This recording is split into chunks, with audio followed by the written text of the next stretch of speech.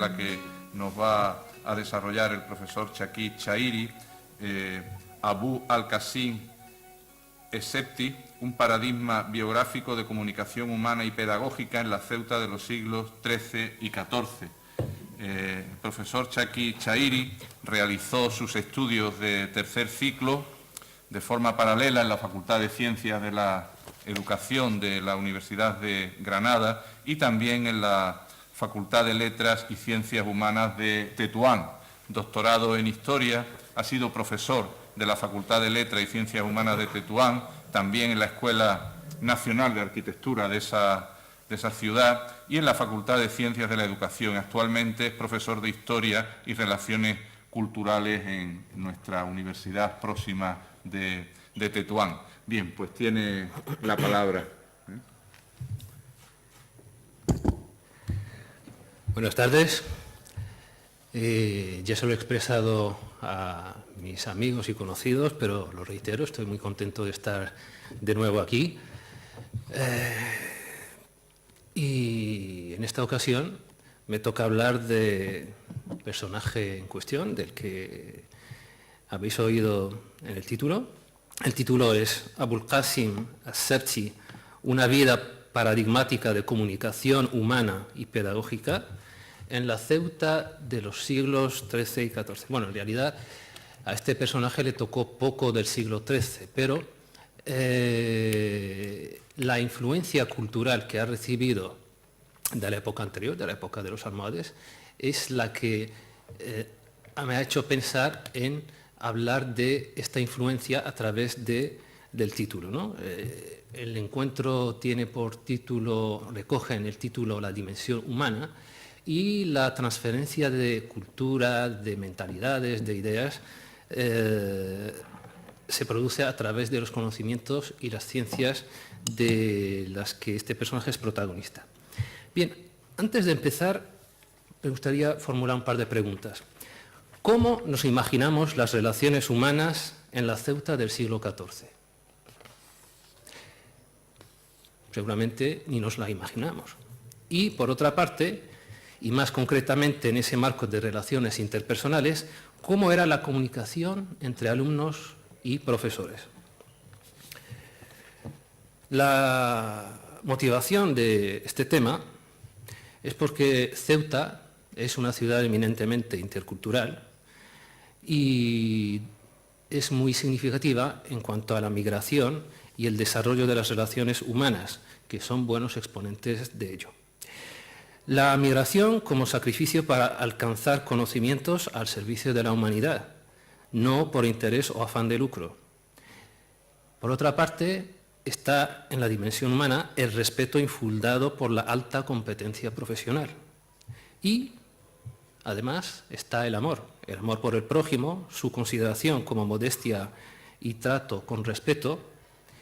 Todos estos elementos que se manifiestan a través de la comunicación lingüística y pedagógica son los que hacen que una personalidad como Abul Qasim goce de prestigio y de perenidad.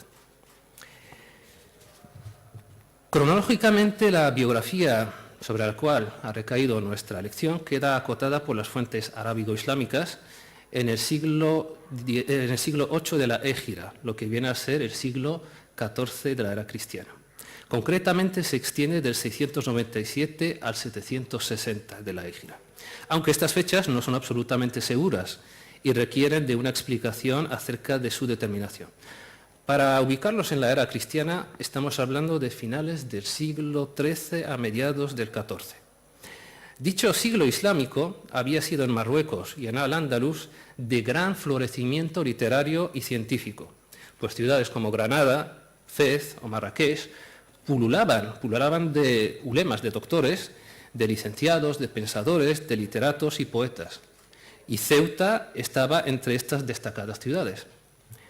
Había por entonces una constante, pero constante migración de ulemas entre ambas orillas que potenciaba el esplendor científico e intelectual entre aquellos emporios, pues una gran cantidad de ulemas y literatos de Al-Ándalus cruzaban el estrecho hacia acá y se instalaban en Ceuta, Fez o Marrakech para difundir sus conocimientos o bien para beneficiarse de los ulames que habían sobresalido en diversos ámbitos del saber, del mismo modo que muchos marroquíes se trasladaron al sur de Al-Ándalus para beneficiar y beneficiarse, sobre todo al instalarse en Granada, que conocía por aquella época un gran auge cultural sin precedentes. Tenemos que tener en cuenta que la flor innata de los sabios que había en Al-Ándalus se fueron retrayendo y se quedaban instalados muchos de ellos en el reino nazarí antes de venir al norte de África. De entre los que habían migrado entonces de Marruecos al Andalus se encuentra el ingenioso literato, juez y diplomático, son otras facetas suyas, Abul Qasim al-Sharif al-Sabti. Este es el seudónimo con el que se hizo famoso, aunque no el único, y hubo muchos personajes apodados Abul Qasim a lo largo de la historia arábigo-islámica. Por ejemplo, Abul Qasim Muhammad ibn Abbad, de Sevilla, fue un rey de Taifa de Sevilla de la familia de los Abbadíes. Abul Qasim de la dinastía al-Azafi, que fue al-Faqih, médico y poeta prolífico, versado en el arte de componer muaxajas. Nació en Ceuta y murió en Fez. Abul Qasim Khalaf ibn al-Abbas al-Zahrawi, Abul Qasim Muhammad ibn Abdullah al-Ansari, Abul Qasim al-Ghurbini, Abul Qasim ibn Yusuf al-Balansi al-Sabti al-Tujibi, Abul Qasim Ahmad ibn Hussein ibn Qasi, Abul Qasim Muhammad ibn Ahmad al-Sabti, otro Sabti, Khalaf Abul Qasim ibn Pascual, Abul Qasim Ubays, etcétera, etcétera, etcétera. Un largo repertorio de Abul Qasim, y es que este nombre gozaba de cierto prestigio. Y en aquella Sabta no faltaban portadores de este seudónimo popular. Ceuta, la ciudad natal de Abul Qasim por esta época, representaba un foco de ciencias que albergaba de lo mejor entre ulemas, alfaquíes, literatos y poetas. Evidentemente, nuestro personaje había aprendido en gran medida lo relativo a las ciencias lingüísticas y literarias que le permitían más adelante dominar la lírica y la prosa de tal manera que cuando llega al Andalus, según parafraseando a An-Nabahi, igual que llega el amanecer tras la noche. Es para hacernos una idea de cómo era acogido en Granada. No cabe duda de que su traslado al Andalus había sido con el propósito de realizar aquel anhelo de que habíamos hablado respecto a beneficiar y beneficiarse de las ciencias. Así, los profusos conocimientos que poseía Abul Qasim sobre la lengua, la gramática, la métrica y sobre todo la retórica atraían a los estudiantes de Al-Ándalus para recoger sus cosas y viajar con el fin de asistir a lecciones de ciencia. Fruto de estas congregaciones salieron distinguidos personajes de la ciencia teológica llamada fiqh, de la lingüística, de la poesía y de la literatura, hasta convertirse muchos en una referencia cultural andalusí, como es el caso de Ibn al-Khatib, Lisan-Din Ibn al-Khatib, Ibn Zumrok, Ash-Shatibi, etc. Conviene recordar que por estos tiempos el desarrollo de la enseñanza de las diversas ciencias por el mundo árabe, en general, había sufrido un estancamiento a causa de las convulsiones sociales y de tal modo que cuando en Oriente se sentía una reducción en la producción científica, en Al-Ándalus aún se progresaba en algunas ciencias. En el caso de las letras, por ejemplo, había lecciones de gran profundización en la retórica, estimulando el análisis, la precisión y la lectura crítica en sus cuestiones y componentes, mientras que en el Oriente se producía una especie de fosilización con exageradas explicaciones, con glosas superficiales y comentarios sobre las glosas. Entre estos sabios andalusíes especializados en la retórica son de citar Hazim Abu Muhammad al-Qasim al-Sijilmasi, Ibn al-Banna, etc., que desarrollaban sus reglas y principios con un método similar al practicado por los máximos precursores.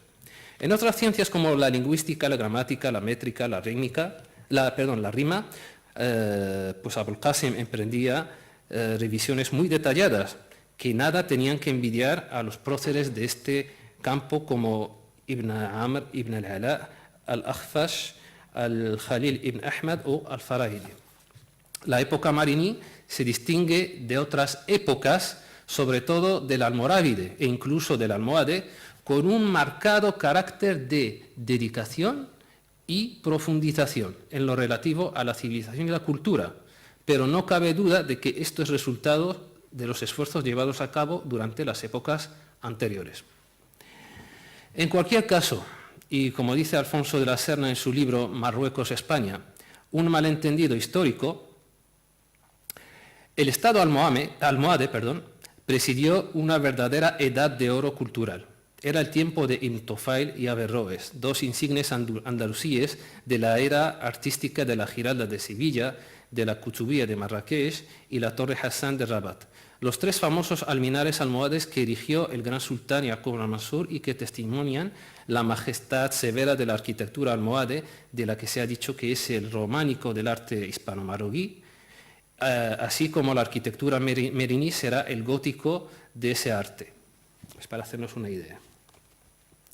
No supone esto un impedimento a que durante el dominio mariní haya habido una contribución con una nueva producción, y así se evidencia de los esfuerzos realizados por grandes sabios que brillaron en ámbitos como los estudios literarios, la crítica, la retórica, la teología islámica, unos esfuerzos cuya huella, cuya impronta, parece patente en la literatura marroquí actual, y por poner algunos ejemplos de aquellos tenemos Abi Abdillah ibn Rushayd, Abi Abdillah bin al-Hani al-Lakhmi al-Sabti, Ibn Muhammad al-Qasim al-Sijilmasi, etc. Convendría, para contextualizarnos mejor, de lo que ha supuesto la batalla de las Navas de Tolosa. Ha marcado un antes-después en la historia del Andalus, pero también ha tenido ecos internacionales cuando nos ubicamos en aquella época. Voy a prescindir de esa explicación. La enseñanza durante la época marini nos da idea de cómo se producía la transmisión de conocimientos. A pesar de la debilidad política que acompañó al gobierno de la dinastía mariní desde sus comienzos, sus reyes siempre alentaron a los científicos y los literatos, así como patrocinaron el renacimiento intelectual, hasta el punto de que muchos estudiosos consideraron que esta época había sido una de las más prolíficas de la cultura marroquí.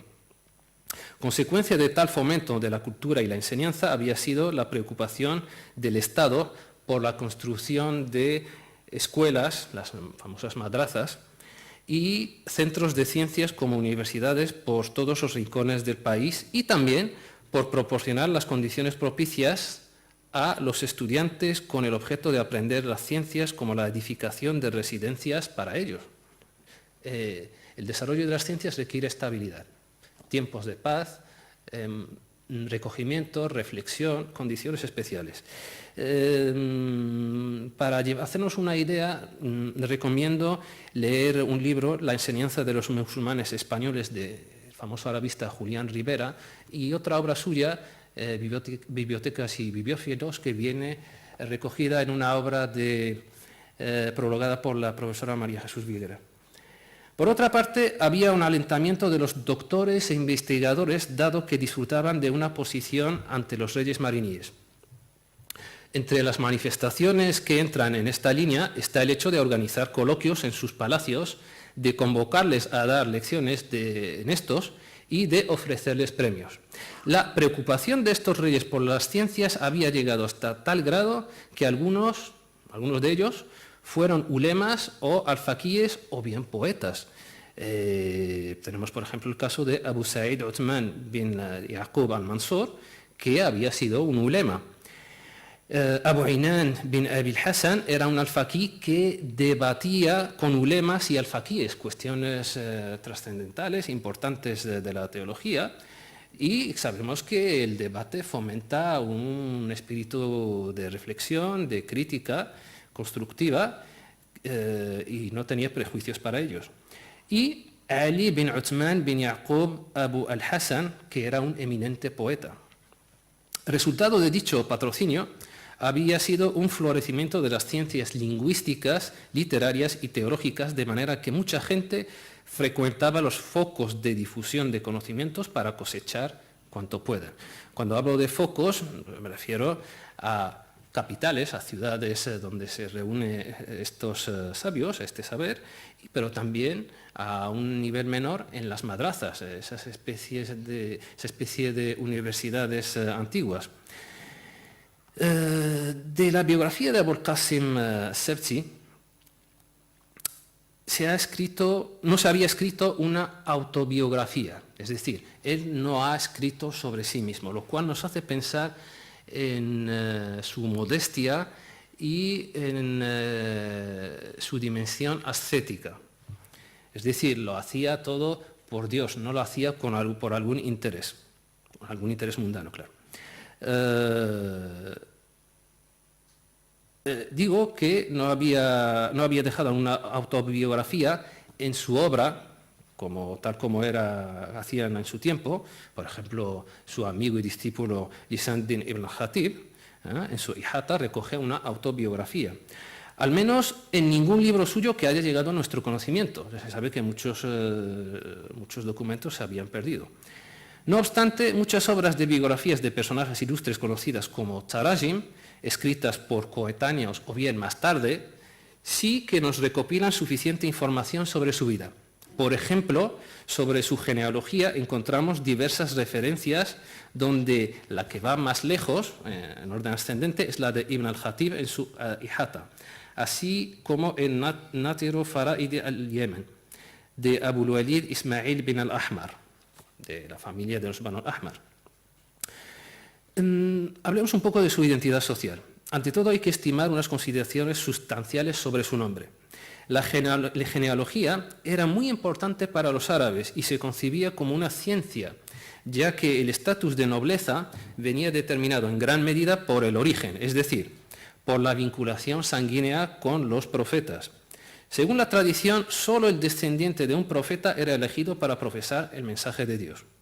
Así, además de investigar los lazos de sangre guardados con ramas perpendiculares y transversales de la familia, se formaba una línea de relación de antepasados en el tronco principal que en muchos casos alcanzaba no solo a profetas del Antiguo Testamento, especialmente a Abraham, sino al primer profeta sobre la tierra, que era Adán. Huelga aclarar que esta memoria se conservaba vía comunicación oral. Y cabe pensar que esa cultura oral de la cultura arábigo-islámica es la que ha facilitado a Abul Qasim desarrollar habilidades, competencias comunicativas en tal sentido. De generación en generación a través de composiciones poéticas o de otras formas de transmisión de conocimientos. El mensaje de continuidad y síntesis que el profeta Muhammad había difundido se considera el último de la serie, razón que le otorga suma importancia para los creyentes de tal modo que en su honor toda familia musulmana solía tener un primogénito llamado por su nombre y, como no podía repetir el mismo nombre con los demás hijos, se buscaban fórmulas para expresar su afecto guardando su memoria viva. Una de las fórmulas era la recurrencia a seudónimos o apodos que le identificaban. Entre los apodos que le aplicaron está Mustafa, el elegido, Al-Amin, el fiel, o más bien el digno de confianza. La costumbre entre los árabes era también poner seudónimos relacionados con los hijos, que son los precedidos por Abu, padre de, o Ummu, madre de, en el caso de las mujeres. Así, siendo bautizado el primer hijo del profeta como Qasim, se le llamaba Abul Qasim, sus amigos le llamaban así, o sea, papá de Qasim. Estos seudónimos solían ser motivo de orgullo y llegaban a eclipsar la identidad real del portador al hacerse famoso en algún ámbito.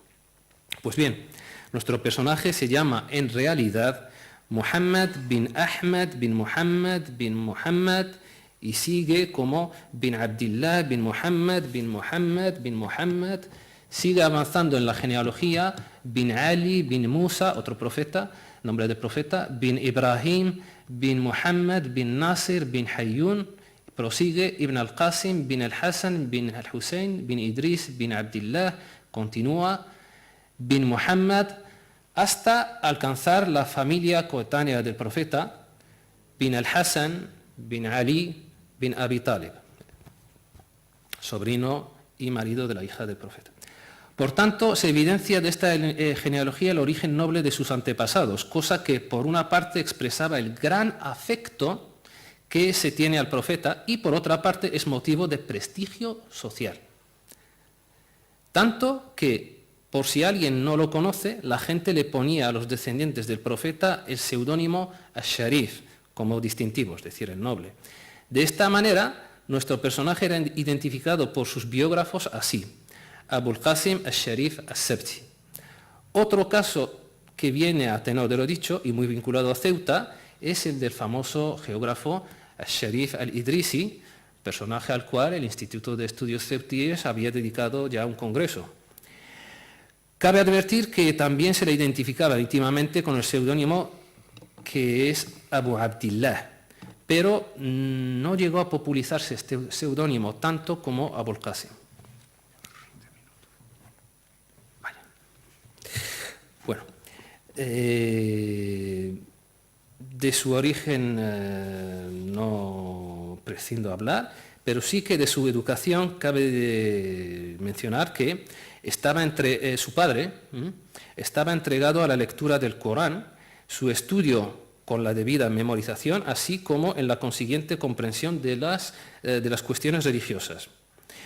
Esto es importante porque nos va a dar una idea de la educación que ha recibido teniendo un padre así. Después, esa educación que empieza en el hogar se continúa en la escuela con una serie de profesores, entre los que cabe destacar Muhammad bin Ali bin Hani al-Lakhmi al-Sabti. Según lo describen, un prócer de la filología árabe, un destacado vanguardista de los caudales literarios, extremadamente fluido, normativo en la composición, muy esforzado y contemplativo. Se sabe en educación que la imitación, o sea, el imitar un modelo, influye mucho en la personalidad. Hay una lista de profesores que le han enseñado y las cualidades de las que se ha impregnado para poder llegar a dominar esa comunicación humana y pedagógica que le caracteriza, ya saldrá publicada en su día. Sí, pero hay que señalar que estos que habían sido maestros de Abul Qasim en Ceuta, cuando esta ciudad bullía de actividad científica, se empezó a beber de estos manantiales hasta convertirse en uno de sus más destacados personajes en lengua, crítica, literatura y métrica. Se le considera una referencia en ambas orillas del estrecho. Precisamente no debería resultar sorprendente esta posición cuando sabemos que Ceuta era un puente entre las dos orillas, de tal manera que los amantes del saber se establecían en Ceuta durante sus viajes, lo cual, junto a gozar de una naturaleza maravillosa, atraía también a poetas, literatos y pensadores. Otra dimensión humana se trata de las relaciones, sus amistades. En síntesis podemos decir que era tan modesto que entre sus amistades no se cuentan solamente personajes de su edad, sino también jóvenes y alumnos suyos. La migración eso es un aspecto muy interesante del que habría que hablar, cómo los sabios pues no se lo planteaban dos veces el viajar a un sitio, aunque sea muy recóndito, para adquirir conocimiento, con el sacrificio que eso supone. La actividad que ha desarrollado, es tremenda, tanto desde el punto de vista científico como pedagógico. Una cita nos va a dar una idea. No ha hallado competente, son unos versos traducidos, hablando de Abul Hassan bin al-Jaib, no ha hallado competente como tú ni se ha refugiado en casa de mayor dignidad, refiriéndose a Granada. Granada no ha hallado competente como tú, ni se ha refugiado en casa de mayor dignidad. Sus clases, la cantidad de discípulos es ingente, pero hay algunos que han destacado muchísimo en la historia, en la historiografía, en la historia de la literatura. Al-Makarri recoge gran parte de estos discípulos. Es asimismo conocido también como habían frecuentado mucho sus clases el literato Abu Abdillah ibn Zamrak, el mismo que fuera ministro y el cual acudía durante muchos años a las clases del juez de la comunidad Abul Qasim al-Sharif y hacía buena escucha. O sea, esta cita demuestra que la transmisión se hacía de forma oral. Y el trasfondo humanístico de esta relación se expresa en una magnífica elegía donde, aparte de una patente carga afectiva lamentando el dolor de la separación de su maestro y amigo, ilustra sus cualidades morales, su merced y su categoría, como cuando intenta explicar la gran pérdida de las letras con su muerte, que resaltaba lo que resultaba incognoscitible para los más perspicaces. Así lo dice en verso: ¿cuántas ocultaciones has destacado con su comprensión, habiendo quedado oculta su asimilación a los perspicaces? Bueno, hay algunas dudas sobre la fecha de su muerte, pero bueno, sus coetáneos citan su muerte con el día y el mes, por lo tanto son las más fiables. En conclusión, el motivo de la elección de la biografía de Abul Qasim as-Sibti como tema para esta ocasión se debe a que nos ha parecido que desde la perspectiva de la historia social nos ha permitido conocer aspectos y detalles sobre cómo se vivía entonces y qué cultura dominaba. Detalles que en la dimensión de la comunicación pedagógica nos da lecciones que viene bien recordar en un tiempo en que las tecnologías de la información y la comunicación, con sus pros y sus contras, están incidiendo no solo en las metodologías didácticas y también en las relaciones humanas a nivel social. Recapitulando, la relación de las dos orillas alcanza en tiempos de Abul Qasim una alta densidad debido, por una parte, a una concentración de la población andalusí emigrada desde el resto de la península a su litoral sudeste, Málaga, Granada, Algeciras, así como a la instalación en la zona de Ceuta. Pero los buscadores del saber se establecían, aunque fuera solo por un tiempo, en ciudades como Fez o Granada. Algunos iban a Oriente, donde Ceuta se contaba entre las que acogían grandes sabios y por tanto atraía los que iban a sucederles. Y así, ahora hay una vinculación académica entre Granada y Ceuta. Debemos señalar que ya en aquel siglo existía esa vinculación, solo que en sentido inverso, en el caso de Abul Qasim, por estar Ceuta en el meridiano de metrópolis del saber que va entre Fez y Granada. Debemos apuntar también que con el sobrenombre de Abul Qasim al-Sharif as-Sibti tenemos un indicativo de su condición social. Por tanto, debió de educarse en un entorno propicio para desarrollar sus habilidades cognitivas, ya que la educación, tanto en lo incumbente a la pedagogía como a la didáctica, comenzaba en el hogar.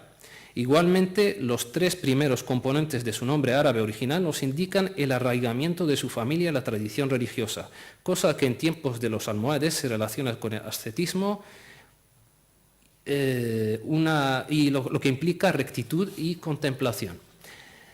En efecto, la vida de Abul Qasim as-Sibti ha sido ejemplar como docente y como persona, como docente e investigador, porque ha generado una profusa transmisión de conocimientos en las disciplinas que dominaba, tal como se demuestra en la relación de los discípulos, solo los famosos en la historiografía árabe, que a su vez multiplicaron esa cantidad de aprendices enseñantes.